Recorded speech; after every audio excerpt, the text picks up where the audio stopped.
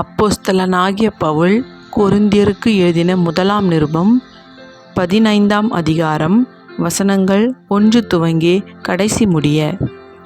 அன்றியும் சகோதரரே, நான் உங்களுக்கு பிரசங்கித்த சுவிசேஷத்தை மறுபடியும் உங்களுக்கு தெரியப்படுத்துகிறேன். நீங்களும் அதை ஏற்றுக்கொண்டு அதிலே நிலைத்திருக்கிறீர்கள். நான் உங்களுக்கு பிரசங்கித்த பிரகாரமாய் நீங்கள் அதை கைக்கொண்டிருந்தால் அதனாலே நீங்கள் இரட்சிக்கப்படுவீர்கள். மற்றபடி உங்கள் விசுவாசம் விருதாவாயிருக்குமே. நான் அடைந்ததும் உங்களுக்கு பிரதானமாக ஒப்புவித்ததும் என்னவென்றால், கிறிஸ்துவானவர் வேத வாக்கியங்களின்படி தமது பாவங்களுக்காக மரித்து அடக்கம் பண்ணப்பட்டு வேத வாக்கியங்களின்படி 3ஆம் நாளில் உயிர்த்தெழுந்து கேபாவுக்கும் பின்பு 12 தரிசனமானார். அதன் பின்பு அவர் 500 பேருக்கு அதிகமான சகோதரருக்கும் ஒரே வேளையில் தரிசனமானார். அவர்களில் அநேகர் இந்நாள் வரைக்கும் இருக்கிறார்கள். சிலர் மாத்திரம் நித்திரை அடைந்தார்கள். பின்பு யாக்கோபுக்கும் அதன் பின்பு அப்போஸ்தலர் எல்லாருக்கும் தரிசனமானார். எல்லாருக்கும் பின்பு அகால பிறவி போன்ற எனக்கும் தரிசனமானார்.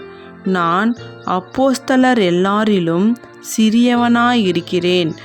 தேவனுடைய சபையை துன்பப்படுத்தினதினாலே நான் அப்போஸ்தலர் என்று பேர் பெறுவதற்கும் பாத்திரன் அல்ல. ஆகிலும் நான் இருக்கிறது தேவ கிருபையினாலே இருக்கிறேன். அவர் எனக்கு அருளிய கிருபை விருதாவா இருக்கவில்லை. அவர்கள் எல்லாரிலும் நான் அதிகமாய் பிரயாசப்பட்டேன்.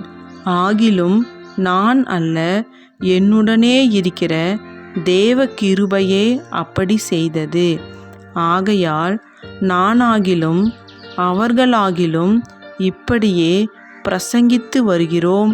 நீங்களும் இப்படியே விசுவாசித்திருக்கிறீர்கள். கிறிஸ்து மரித்தோரிலிருந்து எழுந்தார் என்று பிரசங்கிக்கப்பட்டிருக்க, மரித்தோரின் உயிர்த்தெழுதல் இல்லை என்று உங்களில் சிலர் எப்படி சொல்லலாம்? மரித்தோரின் உயிர்த்தெழுதல் இல்லாவிட்டால் கிறிஸ்துவும் எழுந்திருக்கவில்லையே. கிறிஸ்து எழுந்திருக்கவில்லை என்றால் எங்கள் பிரசங்கமும் விருதா, உங்கள் விசுவாசமும் விருதா. மரித்தோர் உயிர்த்தெழாவிட்டால் தேவன் எழுப்பாத கிறிஸ்துவை அவர் எழுப்பினார் என்று நாங்கள் தேவனை குறித்து சாட்சி சொன்னதினாலே தேவனுக்காக பொய் சாட்சி சொல்லுகிறவர்களாகவும் காணப்படுவோமே. மரித்தோர் உயிர்த்தெழாவிட்டால் கிறிஸ்துவும் எழுந்திருக்கவில்லை. கிறிஸ்து எழுந்திராவிட்டால் உங்கள் விசுவாசம் வீணாயிருக்கும். நீங்கள் இன்னும் உங்கள் பாவங்களில் இருப்பீர்கள். கிறிஸ்துவுக்குள் நித்திரை அடைந்தவர்களும் கெட்டியிருப்பார்களே. இம்மைக்காக மாத்திரம் நாம் கிறிஸ்துவின் மேல் நம்பிக்கை உள்ளவர்களாயிருந்தால் எல்லா மனுஷரை பார்க்கிலும் பரிதபிக்கப்படத்தக்கவர்களாயிருப்போம். கிறிஸ்துவோ மரித்தோரிலிருந்து எழுந்து நித்திரை அடைந்தவர்களில் முதற் பலனானார். மனுஷனால் மரணம் உண்டானபடியால் மனுஷனால் மரித்தோரின் உயிர்த்தெழுதலும் உண்டாயிற்று. ஆதாமுக்குள் எல்லாரும் மரிக்கிறது போல கிறிஸ்துவுக்குள் எல்லாரும் உயிர்ப்பிக்கப்படுவார்கள். அவனவன் தன் தன் வரிசையிலே உயிர்ப்பிக்கப்படுவான். முதற் பலனானவர் கிறிஸ்து. பின்பு அவர் வருகையில் அவருடையவர்கள் உயிர்ப்பிக்கப்படுவார்கள்.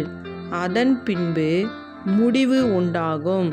அப்பொழுது அவர் சகல துரைத்தனத்தையும் சகல அதிகாரத்தையும் வல்லமையும் பரிகரித்து தேவனும் பிதாவுமாயிருக்கிறவருக்கு ராஜ்யத்தை ஒப்பு கொடுப்பார். எல்லா சத்துருக்களையும் தமது பாதத்திற்கு கீழாக்கி போடும் வரைக்கும் அவர் ஆளுகை செய்ய வேண்டியது. பரிகரிக்கப்படும் கடைசி சத்ரு மரணம். சகலத்தையும் அவருடைய பாதத்திற்கு கீழ்ப்படுத்தினாரே. ஆகிலும் சகலமும் அவருக்கு கீழ்ப்படுத்தப்பட்டதென்று சொல்லியிருக்கும்போது சகலத்தையும் அவருக்கு கீழ்ப்படுத்தினவர் கீழ்ப்படுத்தப்படவில்லை என்பது வெளியரங்கமாயிருக்கிறது. சகலமும் அவருக்கு கீழ்ப்பட்டிருக்கும் போது தேவனே சகலத்திலும் சகலவுமாயிருப்பதற்கு குமாரன் தாமும் தமக்கு சகலத்தையும் கீழ்ப்படுத்தினவருக்கு கீழ்ப்பட்டிருப்பார். மேலும் மரித்தோர் உயிர்த்தெழாவிட்டால் மரித்தவர்களுக்காக ஞான ஸ்நானம் பெறுகிறவர்கள் என்ன செய்வார்கள்? மரித்தவர்களுக்காக ஏன் ஞான ஸ்நானம் பெறுகிறார்கள்? நாங்களும் ஏன் எந்நேரமும் நாச மோசத்திற்கு ஏதுவா இருக்கிறோம்? நான் அனுதினமும் சாகிறேன். அதை நம்முடைய கர்த்தராகிய கிறிஸ்து இயேசுவினால் உங்களை குறித்து நான் பாராட்டுகிற மேன்மையை கொண்டு சத்தியமாய் சொல்லுகிறேன். நான் எபேசுவிலே துஷ்ட மிருகங்களுடனே போராடினேன் என்று மனுஷர் வழக்கமாய் சொல்லுகிறேன். அப்படி போராடினதினாலே எனக்கு பிரயோஜனம் என்ன? மரித்தோர் உயிர்த்தெழாவிட்டால் புசிப்போம், குடிப்போம், நாளைக்கு சாவோம் என்று சொல்லலாமே. மோசம் போகாதிருங்கள். ஆகாத சம்பாஷணைகள் நல்லொழுக்கங்களை கெடுக்கும். நீங்கள் பாவம் செய்யாமல் நீதி கேட்க விழித்து கொண்டு தெளிந்தவர்களாயிருங்கள். சிலர் தேவனை பற்றி அறிவில்லாதிருக்கிறார்களே. உங்களுக்கு வெட்கம் உண்டாக இதை சொல்லுகிறேன். ஆகிலும் மரித்தோர் எப்படி எழுந்திருப்பார்கள்? எப்படிப்பட்ட சரீரத்தோடு வருவார்கள் என்று ஒருவன் சொல்வானாகில், புத்தியீனனே, நீ விதைக்கிற விதை செத்தாலொழிய உயிர்க்க மாட்டாதே. நீ விதைக்கிற போது இனி உண்டாகும் மேனியை விதையாமல் கோதுமை அல்லது மற்றொரு தானியத்தினுடைய வெறும் விதையையே விதைக்கிறாய். அதற்கு தேவன் தமது சித்தத்தின்படியே மேனியை கொடுக்கிறார். விதை வகைகள் ஒவ்வொன்றிற்கும் அதற்கேற்ற மேனியையே கொடுக்கிறார். எல்லா மாம்சமும் ஒரே விதமான மாம்சம் அல்ல. மனுஷருடைய மாம்சம் வேறே, மிருகங்களுடைய மாம்சம் வேறே, மச்சங்களுடைய மாம்சம் வேறே, பறவைகளுடைய மாம்சம் வேறே. வானத்திற்குரிய மேனிகளும் உண்டு, பூமிக்குரிய மேனிகளும் உண்டு. வானத்துக்குரிய மேனிகளுடைய மகிமையும் வேறே, பூமிக்குரிய மேனிகளுடைய மகிமையும் வேறே. சூரியனுடைய மகிமையும் வேறே, சந்திரனுடைய மகிமையும் வேறே, நட்சத்திரங்களுடைய மகிமையும் வேறே. மகிமையிலே நட்சத்திரத்துக்கு நட்சத்திரம் விசேஷித்திருக்கிறது. மரித்தோரின் உயிர்த்தெழுதலும் அப்படியே இருக்கும். அழிவுள்ளதாய் விதைக்கப்படும், அழிவில்லாததாய் எழுந்திருக்கும். கனவீனமுள்ளதாய் விதைக்கப்படும், மகிமை உள்ளதாய் எழுந்திருக்கும். பலவீனமுள்ளதாய் விதைக்கப்படும், பலமுள்ளதாய் எழுந்திருக்கும். ஜென்ம சரீரம் விதைக்கப்படும், ஆவிக்குரிய சரீரம் எழுந்திருக்கும். ஜென்ம சரீரமும் உண்டு, ஆவிக்குரிய சரீரமும் உண்டு. அந்தப்படியே முந்தின மனுஷனாகிய ஆதாம் ஜீவாத்துமாவானான். என்று எழுதியிருக்கிறது. பிந்தின ஆதாம் உயிர்ப்பிக்கிற ஆவியானார். ஆகிலும் ஆவிக்குரிய சரீரம் முந்தினதல்ல, ஜென்ம சரீரமே முந்தினது. ஆவிக்குரிய சரீரம் பிந்தினது. முந்தின மனுஷன் பூமியிலிருந்துண்டான மண்ணானவன். இரண்டாம் மனுஷன் வானத்திலிருந்து வந்த கர்த்தர். மண்ணானவன் எப்படிப்பட்டவனோ மண்ணானவர்களும் அப்படிப்பட்டவர்களே. வானத்துக்குரியவர் எப்படிப்பட்டவரோ வானத்துக்குரியவர்களும் அப்படிப்பட்டவர்களே. மேலும் மண்ணானவனுடைய சாயலை நாம் அணிந்திருக்கிறது போல வானவருடைய சாயலையும் அணிந்து கொள்ளுவோம்.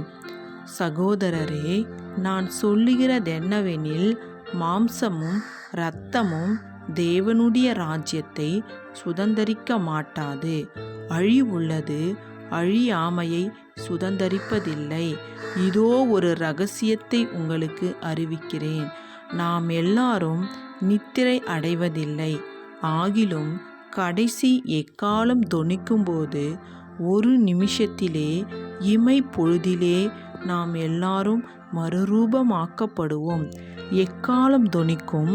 அப்பொழுது மரித்தோர் அழிவில்லாதவர்களாய் எழுந்திருப்பார்கள். நாமும் மறுரூபமாக்கப்படுவோம். அழிவுள்ளதாகிய இது அழியாமையும் சாவுக்கேதுவாகிய இது சாவாமையும் தரித்து கொள்ள வேண்டும். அழிவுள்ளதாகிய இது அழியாமையும் சாவுக்கேதுவாகிய இது சாவாமையும் தரித்து கொள்ளும்போது மரணம் ஜெயமாக விழுங்கப்பட்டது என்று எழுதியிருக்கிற வார்த்தை நிறைவேறும். மரணமே, உன் கூர் எங்கே? பாதாளமே, உன் ஜெயம் எங்கே? மரணத்தின் கூர் பாவம், பாவத்தின் பலன் நியாயப்பிரமாணம். நம்முடைய கர்த்தராகிய இயேசு கிறிஸ்துவினாலே நமக்கு ஜெயம் கொடுக்கிற தேவனுக்கு ஸ்தோத்திரம். ஆகையால் எனக்கு பிரியமான சகோதரரே, கர்த்தருக்குள் நீங்கள் படுகிற பிரயாசம் விருதாவா இராதென்று அறிந்து, நீங்கள் உறுதிப்பட்டவர்களாயும் அசையாதவர்களாயும் கர்த்தருடைய கிரியையிலே எப்பொழுதும் பெருகுகிறவர்களாயும் இருப்பீர்களாக. ஆமென்.